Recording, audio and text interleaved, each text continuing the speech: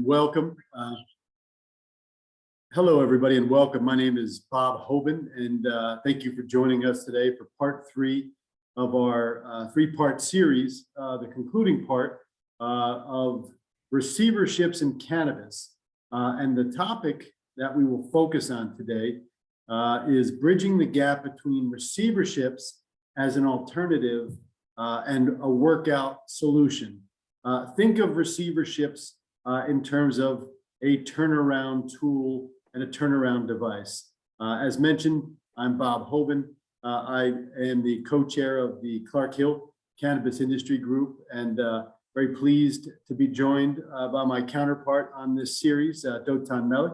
As you can see, he's the president of United CMC and has a depth of experience outside of the cannabis industry in terms of finance, workouts, receiverships, and otherwise, but more specifically as it relates to us within the cannabis industry, having served as the receiver on a number of matters, currently serving, and also on perhaps one of the more significant turnaround workout scenarios in the great state of Nevada.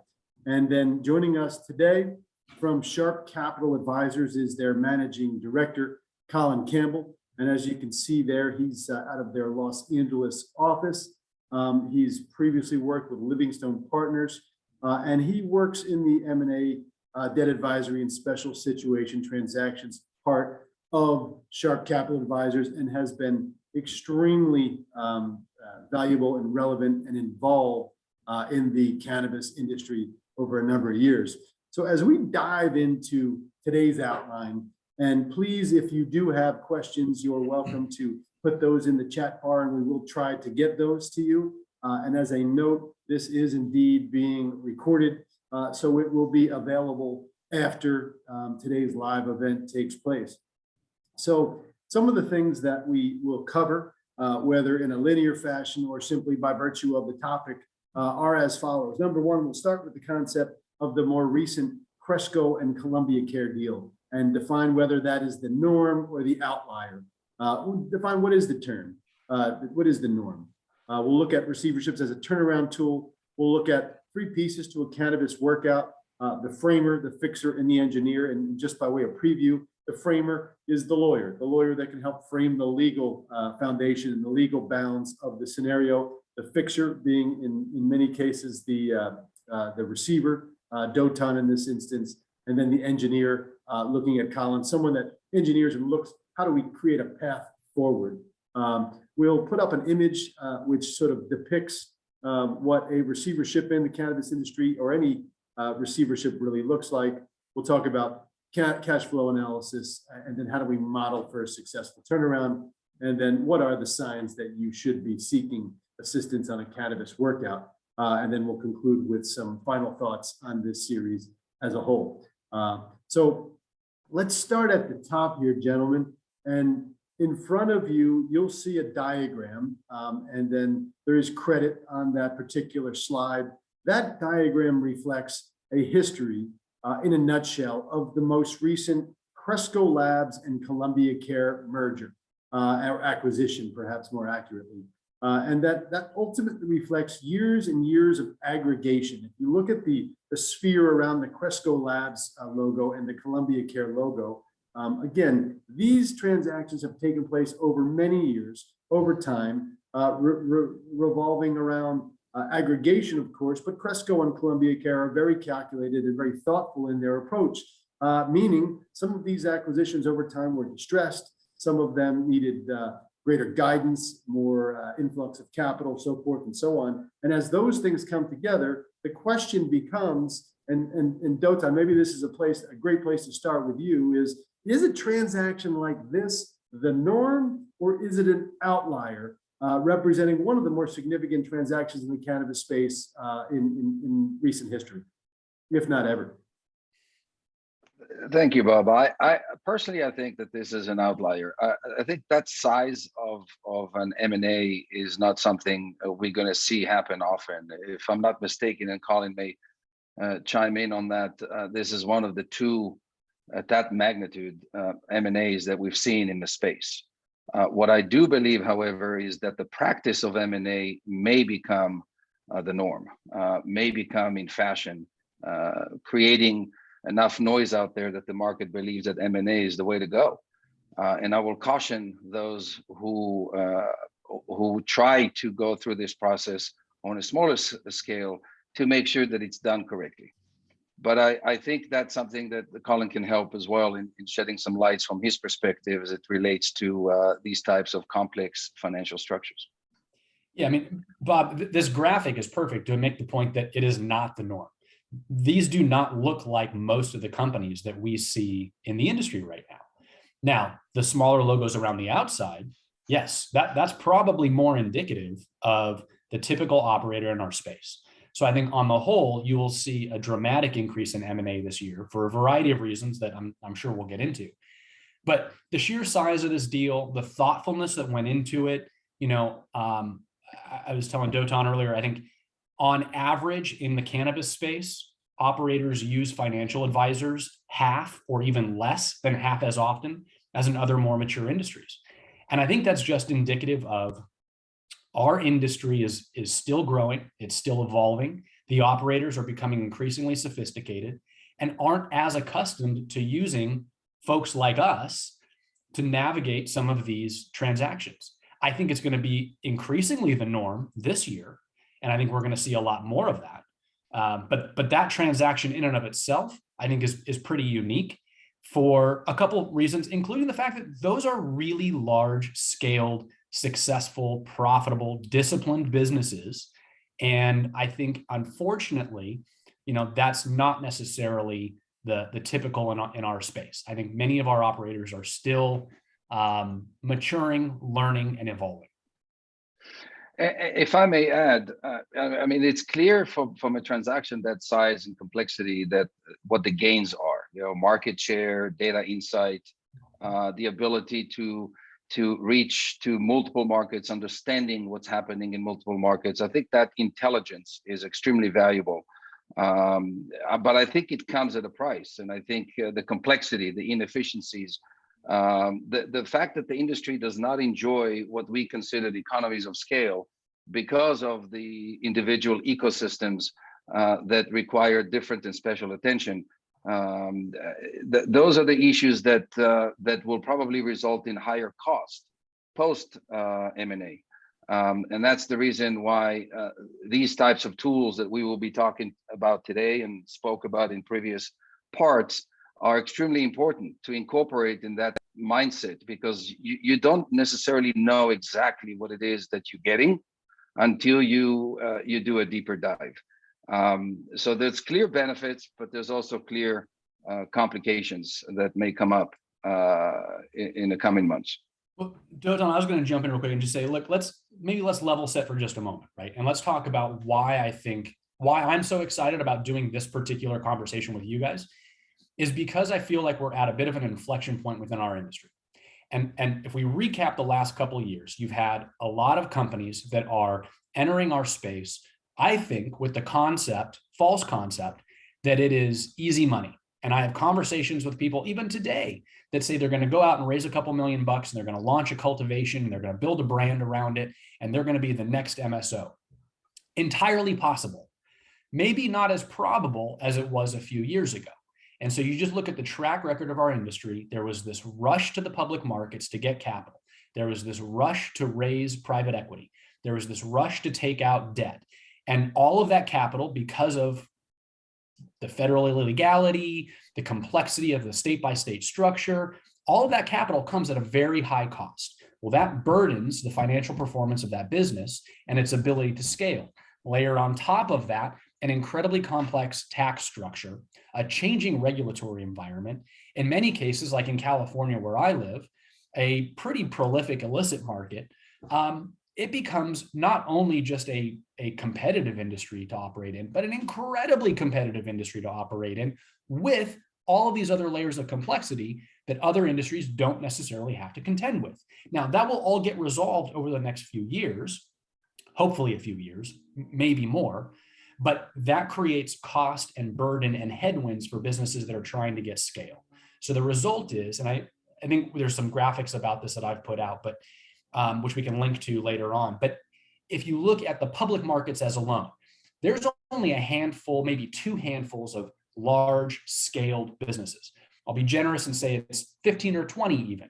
But then there's this very long tail of small public companies, and this is true in the private sector as well, that don't have the scale, haven't been able to grow, have maybe gone and raised the capital, find themselves over levered, and that growth is very, very difficult. And we can talk about this later when we get to the cash flow component, but there is a concept that you can be too growthy. You can have too much growth and actually get yourself overextended. And I think that's where we're finding a lot of companies now where capital is becoming more sophisticated. It's pulling back a little bit, being a little more thoughtful about where it goes. The cost, we've seen the cost of debt come down over the last year or so. I'll tell you, I think in the last couple months, it's not continuing to come down. I've seen instances where it's actually started to go back up a little bit. And it's because there's a limited amount of capital in our space. It's concentrated amongst a very limited number of operators and private equity sources and debt providers. And unfortunately, that means it is in many cases a bit of a buyer's market. And so that's valuations, that's impacting cost of capital, that's slowing down sometimes the ability to grow. And it's putting a lot of companies in a position where they may not be able to grow out of their current situation. I think that's going to drive, Dotan, to your point, right? That's going to drive, I think, a lot of M&A this year. And I think that's why the Cresco deal is, in that respect, the new norm, is that you're going to see a lot more M&A for a variety of reasons, trying to create that scale and realize that synergy. Well, and those are great thoughts. And by the way, for those viewing this, I don't think any of us are suggesting that the Columbia Care and Cresco deal was just fraught with distressed assets that all could have used receiverships.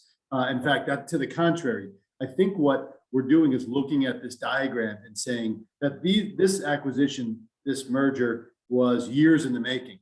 And perhaps many of those sub-transactions which got us to where we are today in that particular transaction, and I know some of them having been involved in some of those acquisitions, that those companies were in fact overextended, to your point, or over leveraged, or simply could have used some breathing room to turn some things around and create efficiencies. And in those cases, perhaps they would have been able to generate additional dollars or acquisition dollars or valuation dollars.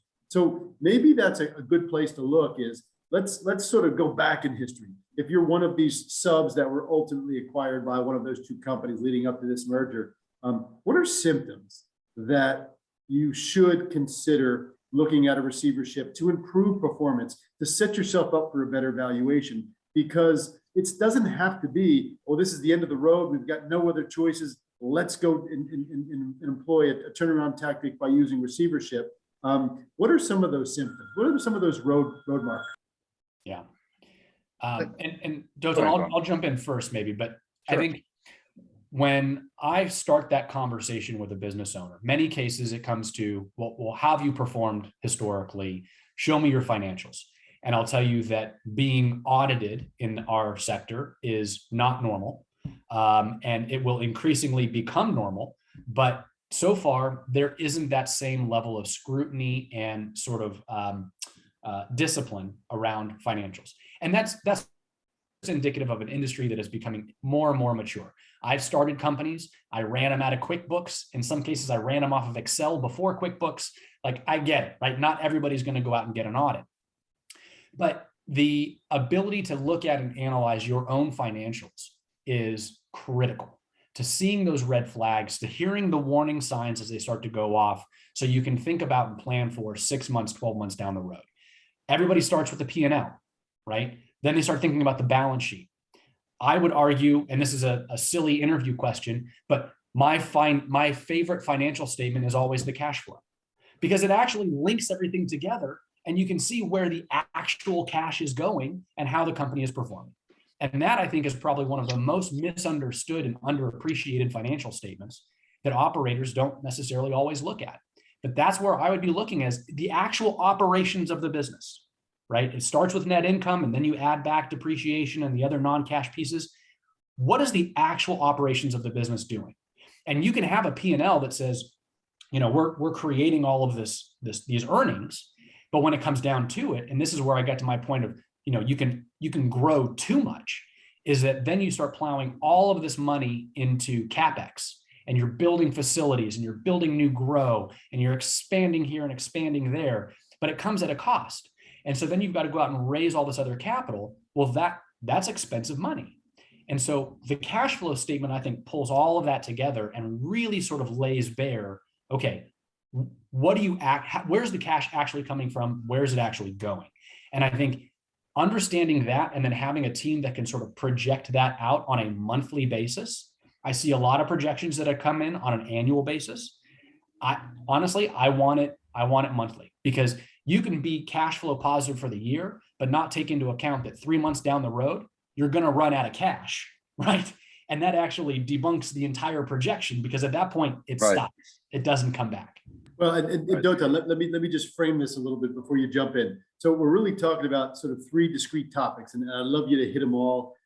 Number one is we talked about what are the symptoms that should lead you to this potential tool. But I really would like you to start with, why is a receivership a turnaround tool? Why is it that tool? And furthermore, then comment please on the cash flow scenario that Colin just painted. Dotan, did you want to take this one? Oh yeah, I agree with you. I agree with Colin that it's all about the numbers at the end of the day. But I look at different numbers, not just financials, because when you evaluate a company, you look at multiple symptoms coming from multiple directions that ultimately result in financial performance. For example, turnaround, testing results, failed testing results of product, pricing trend going up or down. Lack of transparency, tax obligation, number of violations and fines imposed by regulators, litigation that are taking place that are diverting and distracting management from focusing on what matters. There's many types of symptoms that ultimately, again, back to what Colin said, point out to what the financials look like, because all those have serious implications. One of the things about cannabis that is different from other industries, that every mistake is extremely costly, because the time it takes to recover and redo what you've done up to this point. So mistakes are extremely costly, and you can evaluate by going into the operation, going into the heart of the operation, and see all those costly mistakes that ultimately should be reflected on the financials. I personally, from my perspective, receivership is equal turnaround. That's the way I approach receivership. There's different ways to do receivership, and again, you got to look into, as we spoke about it in previous panels, what suits your objective. What it is you're trying to accomplish before you enter this powerful solution that we're talking about. Is it a good solution for you, and do you have the right person to accomplish that? So you got to evaluate it from that perspective. What receivership does to assist turnaround, and the engineer, the financial engineer, it allows you to clean up your balance sheet. It improves the quality of your EBITDA. That's another issue that Colin is going to look at and say, yeah, you're showing me this EBITDA, but is it a quality EBITDA? Is it reporting it correctly, or are you bearing some cost of your business that shouldn't be part of that should be an expense overhead?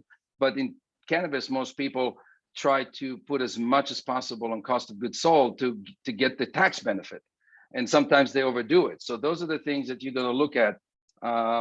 Free and clear transfers. Sometimes there's baggage that you cannot remove unless you use the tool of receivership or the courts to be able to deliver a free and clear licenses or assets. Dealing with claims and creditors that are problematic. They pursue legal actions. They're enforcing collections. They're applying all kind of pressure on the company, and you need to get that out of the way in order to get back on track. It's hard to do financial. It's almost like doing financial engineering in a war zone. You've been shot at. There's problems everywhere, and you try to create something positive with a forward looking, and it's hard to do. So taking the situation out of this war zone mindset, this chaos, to put it on the right track, that's where I think the receivership is exactly the same as what turnaround. It just creates an environment to be able to do things that unless the parties stipulate to, you can't do. Well, and if you wait too long, then the creditors initiate the receivership, or at least something akin to a receivership. And then it becomes, to your point, a little bit more antagonistic and less smooth. You are in the war zone at that point, and you can't necessarily step out of it when people within the same organization are butting heads. But Colin, I love some of your thoughts on some of the things that Dotan just said. Yeah, I mean, look, I was going to say, we've all three been entrepreneurs at various stages of our career and in various industries. And I think the only way you become an entrepreneur is to have maybe an overabundance of confidence and really be willing to bet on yourself and take risk, right? And so that's where I think, and that there's no shortage of that in our industry. And I applaud the entrepreneurs who are stepping out there and really trying to create their vision. At some point, though, you have to have some humility and look at your business with a real analytical eye and take a step back and go, am I buying into this too much? Do I need to look at it from a different angle? And that's where bringing in a third party sometimes can be advantageous if you're willing to actually just listen with an open mind. I think if you do that at the right time, it could be months in advance of any type of real distress that you start to see the warning signs go off. And I think Dotan hit on all the right things. Litigation, yes, absolutely. All those pieces. I would want to look, again, I'm a numbers guy, so I'm going to get into the granular detail stuff. I want to see how many units are moving. I want to see your cost per pound. I want to see your price per pound. I want to see the trends. I want to see what's the ROI of all the various projects that you've been working on. What's your cost of capital? I'm going to drill into all of that, right? And to me, that's just the world I live in, and that'll make sense. And that'll start raising red flags. If it continues to evolve past that, I think at some point you want to be able to go, time out. I recognize there's a problem. We need to fix this. We being the team, right? Being the capital providers, being the lenders, saying, I get it. We've got an issue here, right? And I think, to Bob, to your point, that having that we're all on the same side. And I think some of the best operators make sure that there isn't this adversarial relationship with capital, that in fact, they are working after the same thing. To admit, hey, we got an issue, we need to think through this, that becomes a much more collaborative process. And if it gets to a point where you need to go into receivership just to say, time out, fix this, then I think that is an incredibly valuable tool that otherwise wouldn't be available because of the lack of the ability to use bankruptcy as a protection. I want to add to that, Bob, before you jump to the next subject. The two things that are important in the receivership solution, or using it as a tool to clean up and put you on the right path, objectivity and transparency. Those are big symptoms that, and I've run into this all the time when I speak to people and say, what got you to me? How did you get a hold of, why did you get a hold of me? What caused this conversation to take place? And the first answer is, well, I don't know what's going on. And what's provided to me, I don't trust, or I don't understand, or I don't know, and maybe this is a good segue to put up the pretty slide with all the moving parts, because there's the visible part and there's the not visible part of what's happening. And when the area where things are not visible get bigger, this is where you have to quickly respond to the situation and look for tools and ways to clean up the mess. So what we're looking here basically is how we started, the framework, the fixer, and the engineering. So initially, I mean, the picture speaks for itself. There's not much to explain here, but there's all kind of moving parts, right? There's the initial design, the engineering behind a successful operation, which includes most of what's in the picture. And then you have the not so visible part when things start getting complicated, like CAPEX fighting OPEX, when you have overload of, or you raise money to continue expending, but you really don't have a plan to make it profitable. You start seeing some cash issues and constant cash calls. That's when you need to start asking yourself, are we on the right track? Are we moving in the right direction? Do we have baggage that we should get rid of and make sure that we have the right weight to move forward and upward? So that to me represents most of what we discussed so far. Well, and that picture does, as you point out, say 1,000 words, and that was the intention behind putting it up there. But maybe you can just sort of walk through some of the images on there and just explain what they stand for and why that's relevant, surrounding the big pile of ground up cannabis in the middle of the photo. Yeah, the mountains, the tree, and the flag, or the race to get to the top. Well, those images do represent everything that is positive in the middle, within the blue lines, and within the legal framework. And then the potential financial forces, the CAPEX versus OPEX, that every company struggles with. The speed of expansion, the efficiency of the expansion and the growth, and the expenses associated with managing whatever it is that you're managing today, while you're expanding and growing your business. Those forces sometimes, and in a lot of cases, create the not so visible part of the operation. So as a business or as a company, you got to ask yourself, where do I fit in? Where am I in this picture? Am I the Mona Lisa or the rainbow upward trend with a pile of cash and a pile of weed and a lot of creativity, and I'm good with it, and I see the direction, and I'm happy with where it's headed? Then you're still within the initial engineering, financial engineering that took place to get the business going. Or am I facing cash crunch, or am I facing some issues or things that are happening in the organization that require another look? Do we need to restructure? Is it a receivership situation because things got too far? Or can we stipulate to doing something using or taking advantage of the legal system or the tools available in the legal system to put the company back on track? And all within the same framework, of course, because whether you are a positive, growing, ongoing concern that does not have any issues, you still have to operate within restricted, regulated legal framework. So I think that's the message when I look at this slide. No, I agree with you. So here is something I'd like to focus on. The concept of, look at the bottom of that photo, you've got 3 individuals. And for our purpose of our discussion, we will call those the framer, the fixer, and the engineer. And we'll sort of dive into what that means. And let me stop share for a moment here. As you examine those roles as it relates to a turnaround scenario within cannabis, we've talked at length among us and certainly our extended networks, and really those 3 roles, which we'll elaborate on, are important.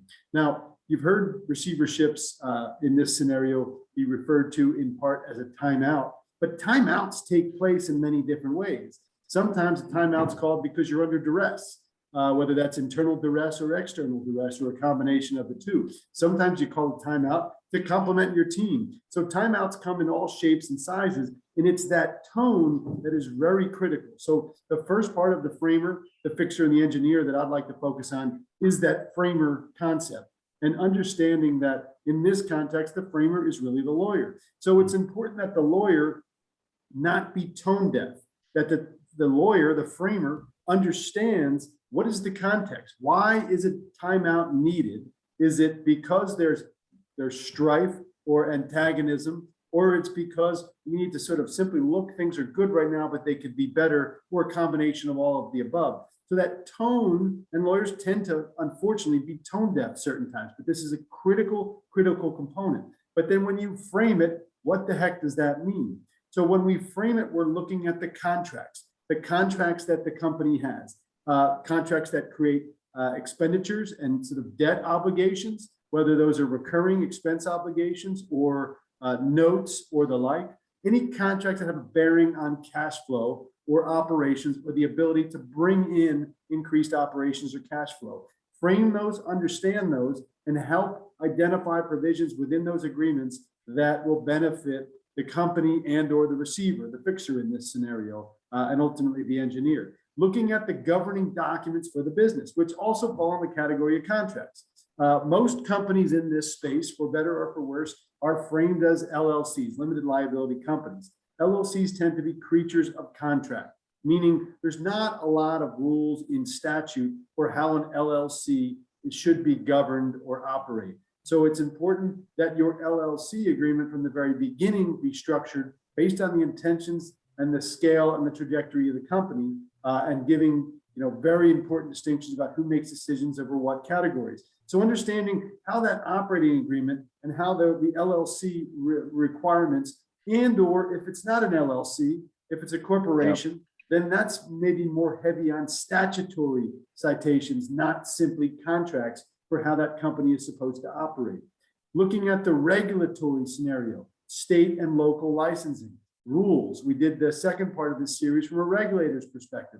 Understanding what are the bounds within which you can operate as a business to correct problems, taking on additional debt, how do you secure it, what needs to be disclosed, does that run afoul of rules, so forth and so on. Looking down the road at potential criminal issues. Of course, people raise money in this space all the time and don't always follow SEC guidelines or legal guidelines. That opens us up to exposure as an industry. And then, of course, there's criminal liability at the federal level surrounding the plant from the beginning. You may recall in the waning days of the Trump administration, then Attorney General Barr had initiated investigations into cannabis companies for alleged securities violations. And it begged the question as to whether or not at least the original Rohrabacher-Farr and its most recent iterations prevented that. But it's an important thing to frame, right? Look at securities laws at the state and federal level. States have their own securities laws. It's not just federal securities laws, although there's a lot of overlap and a lot of commonality there. So we need to be mindful of that when we're trying to fix some things and frame it.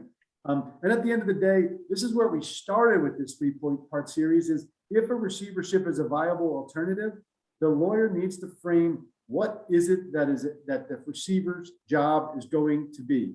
And that is oftentimes much easier to do it by way of agreement or stipulation than going to a court and saying, court, we need a receiver, appoint one in the face of opposition internally or from creditors or otherwise, because you want to put the receiver in a position to succeed. So that sets us up for the transition, if you will, to a discussion about the issues framed. Here's the legal framework. Here's what you need to know by way of contracts. Here's the bounds in which you can operate. And we've got a receivership order. Then the fixer comes in. So Dotan, maybe pick up from there and talk about what is the fixer's role, particularly in the context of a turnaround scenario. These are all great comments to frame or create to describe the legal framework, which I operate within and understand and learn the hard way as well. I think the first thing you do and I'm talking about what's inside the picture, right? After the frame is created and we have good legal guidance and good orders in place and corporate documents, and hopefully everybody agreed that this is a way to clean up the company's financials and move forward. When I go into a situation, you have to understand receivers have very little knowledge or specific knowledge of what they're getting into. It's a Pandora box. You're entering a company that has history and baggage that in most cases, people don't want to share with you, don't want to tell you what it is. It's up to you to find out. It's up to you to identify the issues. So the first thing you do is you go in and you identify the problems. You define what the problems are historically and what it is you're trying to solve for. That's the first thing you do within the frame. Then you isolate the background noise. There's a lot of, like I said, a war zone. You got things flying over your head. You got a lot of noise. You got a lot of things that will distract you from focusing and fulfilling your duty and your job as a receiver. What is the mission here? What are we trying to accomplish? And the legal framework is extremely important to understand that we got to work within. And within that framework, get rid of the noise. And then the third thing that we do is you got to collect data. You got to figure out a way. How do you capture? And cannabis businesses have a lot of data. I'm not going to get into that. I think that's a whole different panel. But capturing the data of the operation, all the way from the conditioning of the plants, where they're at, how they treat it, the nutrients, the temperature, the humidity, the process, the how many grams per square foot you can generate, so you can adjust the facility size you need to the demand and the supply. You got to manage that data. And what I find in companies that need this type of a solution is that this data management or capturing data and using it timely is not done properly. That's one of the symptoms, that data is not being captured, first of all, and then it's not being used to make decisions. The good decisions are made with good data. So we look at what data is available, what can we capture, and what can we do in an automated way so we can reduce manpower, reduce cost, if you will, to bring the company back on track and make it profitable.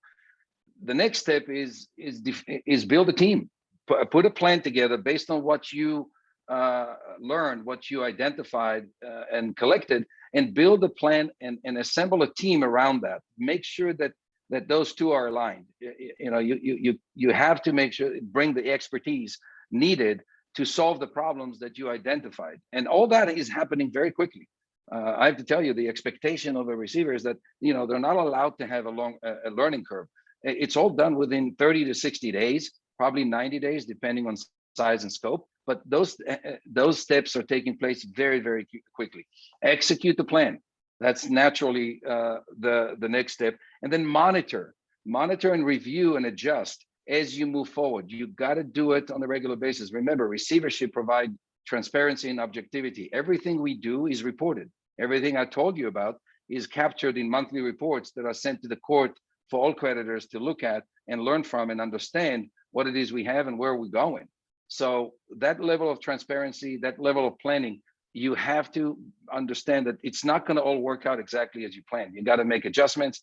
You got to manage and monitor to the plan, to the model that you built. And then the last step is repeat. Keep repeating the same thing you've done from the beginning, because a receiver is not immune to the problems that companies face: market condition, pricing, supply and demand. Those are the things that receivers have to deal with as well. They're not isolated. It doesn't make them better necessarily from some operators, but they're certainly expected to be able to deliver at the highest level on the performance as if it's a standalone company. What receivership does do is put the company in a shell, in a protective bubble, if you will, for lack of a better description, to do those things without all the interruptions, without all the background noise that usually disrupt and distract the company from being able to do what I just described. So that would be my position, the steps that I would take within the frame that you described. And before we move to the engineer part, and I'll set that up a little bit better, Dotan, just comment please on, you talked about data and you talked about building a team. Maybe as a receiver, as a fixer, what kind of professionals do you need to bring in to help you with data, understanding what data needs to be there, understand what data is available, and understand what data that's not just contained in a spreadsheet that will help you make decisions? How do you effectuate that? Couple ways. In the cases that I've seen and been involved, some of the equipment that allows the collection of data exists, it's just underutilized. So first of all, not only build a team, but also have the tools. So it's not just the team. The data that I'm referring to goes all the way from the product itself, if we're talking about cultivation for that matter. So the whole process of how the product is from seed to sale, being tracked, being managed and catered or attended to. And for that particular specific scope of the plant itself, the people, the professionals that you need are cultivators. You need to be, everybody has a certain way. They all claim intellectual property and secrecy to their process. And the market is not at the point yet where everybody have common practice and they're competing on quality and cost. Everybody is claiming a different, unique process that they follow. So what you're trying to do is find a way to bring in a cultivator, an expert that can grow to demand. So what you would look at from a data perspective is, what are the products that are succeeding? What are the strains that are doing well in any particular market? What are the test results that you're trying to shoot for or target when you build a plan to turn around a cultivation operation, and then match the growing methods and strategies to that demand? So you know that when they're done with the process, you're not gambling here to sell a product that is created or grown in a bubble, right? Isolated from what the market is looking for. So high THC seems to be where you get the highest prices, and certain strains seem to be in a higher demand. And some companies can produce those, or some cultivators can produce those better than others. And those are the cultivators or the professionals, for example, in this particular instance, that you would be looking for to engage in a receivership case. And that's something that I would do, is evaluate that. I would meet with cultivators. I will interview people that are in the space, that have expertise, that understand the ecosystem, that also have connections and relationships with multiple outlets. You don't want a cultivator that nobody knows, that has no relationship or understanding of how to move the product, not just how to grow it, but also how to move it, because there's a lot of trust in this space. And the ecosystem it's called ecosystem because it's either you in it or you out of it. And you need to make sure that you are engaging the professionals that have access and relationship and trust in the particular market space that you are in, to ensure that the company will be successful, that the turnaround will be successful. So going back to that image we had up on the screen a few moments ago, which I'll put up one more time at the end here, it looks like chaos, right? But you've got it framed, and you have somebody coming in that tries to understand what's happening in there and what needs to be improved, just from an operational standpoint. And then you've got the engineer. In this case, Colin plays that role. Tell us, Colin, what is the engineer looking to do in a turnaround scenario, working with other professionals? And I'm sure, as Dotan points out, you've got cultivators, you've got tech people, you've got accountants, you've got regulators potentially involved, as we've accounted for. But what does the engineer do? And in this context, we use an engineer to say, how do you financially engineer this company so it is on a pathway to success and profitability? Right. And before I dive into sort of our role within the receivership, I think it's important to note here that, look, leading up to receivership, if there's even a contemplation of it, if there's a whiff of it in the air, if there's anything the company's maybe just not performing quite the way you would imagine it would be at this stage in time, reach out to one of the three of us, right? And just have the conversation, because in many cases, as the financial engineer, like I said, there's indicators, there's leading indicators that can say, this is 6 months away, this is 12 months away, it's imminent or it's not. And I think that's an important perspective to have. Now, once you get into it, right, again, I'm going to be much more granular, in the weeds, financial data oriented.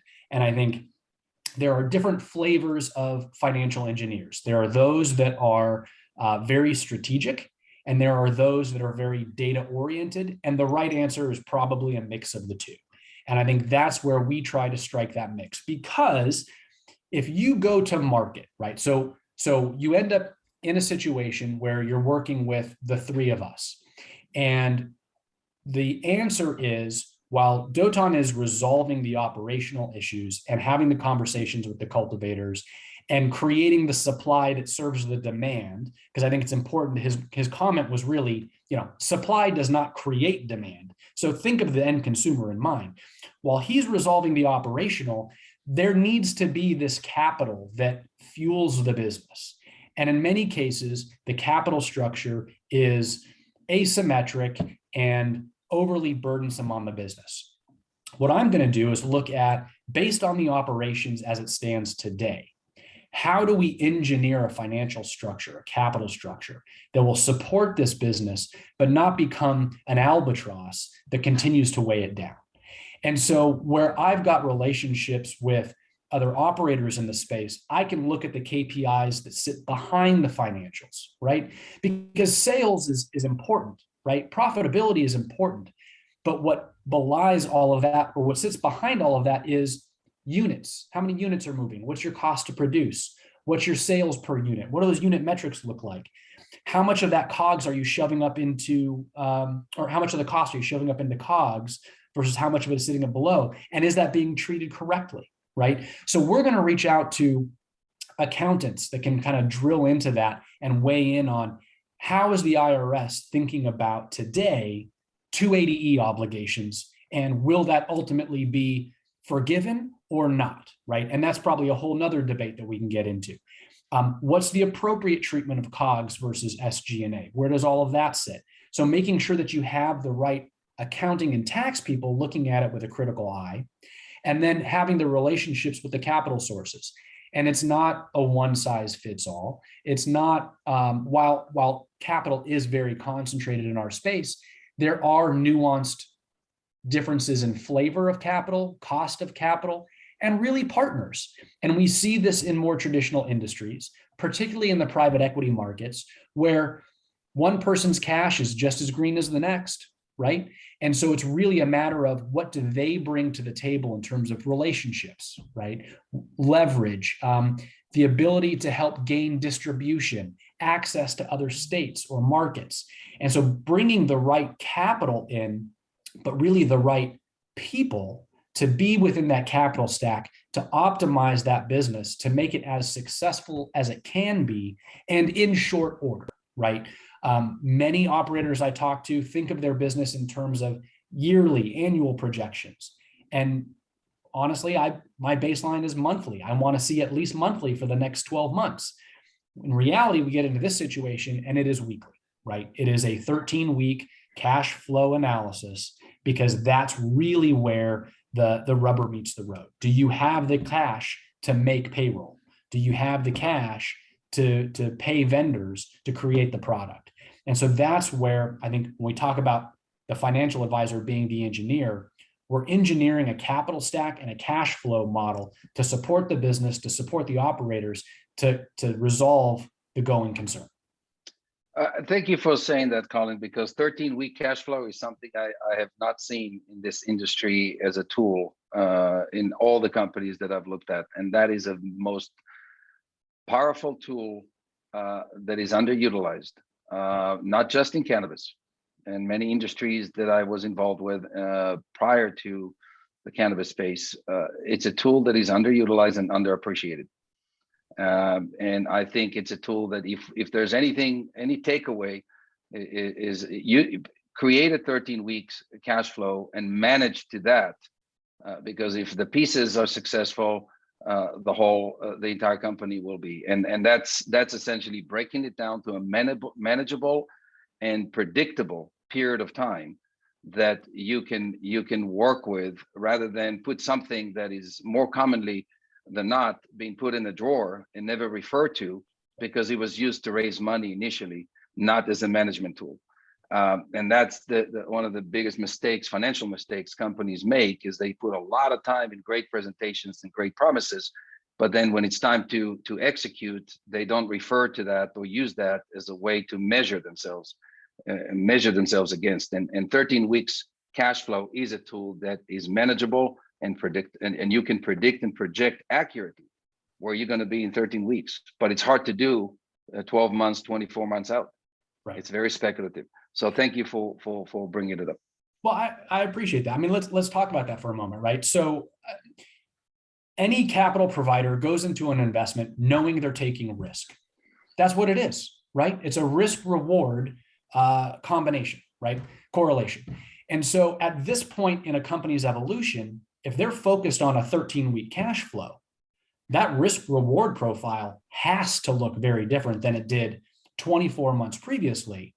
And the capital sources get that, right? And that's where you have some capital that says, this is not what I signed up for, I want out. And there are other capital providers that say, that's my bread and butter. I love that. Get me in there. And so it's a matter of sort of swapping them out and knowing who those people are, and doing it in such a way that the company can still continue to exist and operate and grow out of that. And honestly, the new capital providers, typically they should, they want the company to be successful. So now you've lined up again this team, everybody's rowing in the same direction to make the company survive and really thrive. Well, that's what you're trying to accomplish, right? Now, in many cases, however, that capital, because our industry is so capital constrained, and because of what's happened in the equity markets with a lot of these big MSOs, on a risk-adjusted basis, I would argue many of them are probably undervalued, certainly in the near term. And I think we've already started to see some of them come back here over the last couple of weeks, is that's creating another strain on capital when we talk about companies that are facing receivership. Because on a risk-adjusted basis, it can be in many cases much more attractive to go and invest in a company that is already doing hundreds of millions of revenue, has real EBITDA, has audits, there's liquidity on the public markets. And that's where the answer may be, we can't engineer out of this. And that's kind of the ugly truth, is we may not be able to engineer a financial model and a capital stack out of this. And so then the engineering turns to, we've got to find a buyer. We got to find a buyer. And that can be the hardest pill to swallow for an operator who has built a business, has built a brand. It's their baby, right? And they don't want to see that brand and that vision, that dream die. Well, I will tell you, it is not dying. It is evolving. It is growing, and it can exist on a different platform and thrive. But it may not be able to do that on its own as a standalone business. And that's not what everybody wants to hear. But sometimes love means tough love. And you got to hear you got to have the hard conversations. And I think that's in many cases, in some cases, not many, some cases, that is the right answer. I mean, you make a great point. I mean, sometimes we know we're doing our job the best when we're telling our clients things they don't want to hear. In Right. fact, most of the time, frankly, particularly in given scenarios like this. We are on the home stretch here, and I want to get your final thoughts on things, but I just wanted to put one more thing up by way of commentary and get your brief thoughts on this. Is there are some barriers to using this tool. There are some barriers, at least in people's minds. Look at the people on this call. If you're an operator, you're going to say, to get a lawyer, to get a financial capital markets expert and a receiver involved, it's going to cost me an arm and a leg. We don't have any money right now to begin with. How does this work? So the cost is oftentimes a deterrent, or at least a perceived cost. And then the concept of just being in denial generally, that you need help. And then when that help comes along, the rejection of the concept that you can't go this alone. You can't do this alone. You need to be bought. You need to combine operations or improve efficiencies. So please, just both of you comment on that briefly, and then we'll get your final thoughts before we bring this to a conclusion. You hit the nail right on the head. This is when you discuss this type of a workout restructuring and utilizing receivership, cost is a big issue. What people need to understand is receivership on its own requires financial engineering as well. Mm-hmm. And there are tools for receivers out there to bring in receivership capital that is different in the way it's managed, the way it's treated, the way it's reported than the capital the company had seen before. Those tools are available. It's called, and I think we can address that question if it comes up. It's called receiver certificates. The receivership certificates is an instrument, essentially a promissory note that is approved by the court, that is raised for a specific purpose, that is attached to a specific plan and a specific budget, with the goals to accomplish the mission or the vision of the receivership to begin with. That requires some planning, some engineering, and it's really a very isolated type of a financial instrument that is available. Ideally, when you start raising capital or addressing the capital concern within the receivership, you would like to make the capital objective. What I find to be more common than not is that a lot of the creditors like to step up because they don't really like to have somebody get in front of them and come out from the outside, but it comes at the price. At the price of receivership moving in directions that may not be completely objective if the capital is not objective. So things to keep in mind: that yes, receivership, legal restructuring can cost money depending on size and scope and what the order asks the receiver to do. That will have a lot of impact on the cost. But within the receivership, there are tools and there are methods and mechanism to fund it and successfully execute the mission and make it more palatable, if you will. But it is certainly a concern and certainly a discussion that the parties need to have with the receiver, with the legal counsel, with the financial advisor, financial engineer, in order to make sure that the way we come out of it on the other end meets expectations.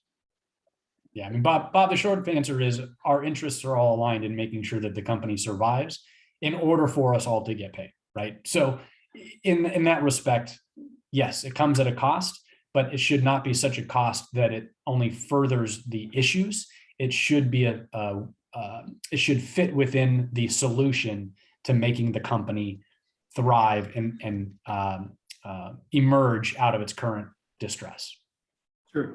Well, look, we're coming near the end of our time here. I want to thank you both, but I also want to set the table and for tying this together. So, Colin, why don't you give us your sort of parting thoughts on this topic, and then Dotan, help us tie all three parts together, if you would, please. Yeah. So I think we're going to see a lot of M&A this year for a variety of reasons. You're going to see a lot of good companies that find long-term homes. I think you're going to see a lot of companies that merge with similar sized partners in order to try and create and engineer scale that will make them more survivable. And I think, unfortunately, you're going to see a lot of M&A that's driven by distressed situations and companies that are otherwise good businesses, but have gotten themselves in a situation where they just cannot continue the way they are. And I think all of those are good options. If a company cannot recapitalize itself to sort of right the ship, I think existing on another company's platform so that that vision can still continue, I think that's just as viable. But it's going to be a busy year. It's going to be an interesting year. As everyone says in this industry, 1 year is like dog years. And I think we're going to see a lot of transactions. It's going to be very interesting. And so to all of your operators, wherever you are in the life cycle, I would argue it's always beneficial to engage the right folks, have a little humility and know where your strengths are and where your weaknesses are, and then engage the right people to support you where you may have those weaknesses or those blind spots. And that's the best way to navigate through any sort of storm. Thank you, Colin, and thank you, Bob. First of all, I'd like to thank Clark Hill for putting this three-part webinar together and inviting leaders in the space, thought leaders in the space, and experts in their respective areas. In this three-part seminars, we talked about the power of receivership as a tool in the cannabis industry. We heard different perspectives. We heard from accounting experts. We heard from regulators, and we heard from financial engineers as it relates to the receivership and how powerful and effective this tool can be, even for them in their respective businesses. I think we're entering a new era in the cannabis space where knowledge and real experience is invaluable. As Colin said, 1 year in cannabis equals 7 years everywhere else because of the pace that this industry is moving. But I think that nothing replaces experience and being exposed to all these complexities in your future endeavors. Make sure you look for that when you're facing these situations. I hope that the information and perspective that we shared with you all are valuable tools and ideas that you will implement. And I hope that when you do get or face a situation that requires a perspective or some ideas and solutions that come from experience and exposure to these challenges by anyone on this panel and previous panels, please don't hesitate to reach out. I look forward to future dialogues and surrounding myself with very smart and talented people. And I'd like to welcome the Cannabis 3.0. I think this is going to evolve, and I think the next 2 years will shape up the industry for many years to come. Thank you, gentlemen. It's been my sincere pleasure, Dotan, to host this series with you. And furthermore, Colin, thank you for joining us today. For everyone watching, please feel free to reach out to any of us, the framer, the fixer, the engineer, so forth and so on. Let's not forget our prior guests, Rihanna and Jessica as well. And we ultimately will share their information by way of social media and otherwise. As mentioned, this is being recorded, will be available for rebroadcast after this live event. And I look forward to seeing you all, but please know that receiverships in cannabis are an extraordinarily valuable tool. And there are people that can help you navigate this with ease and facility. With that, I've got nothing further. If you have any questions, please reach out. Thank you all. Have a great day. Thank you, gentlemen. Thank you.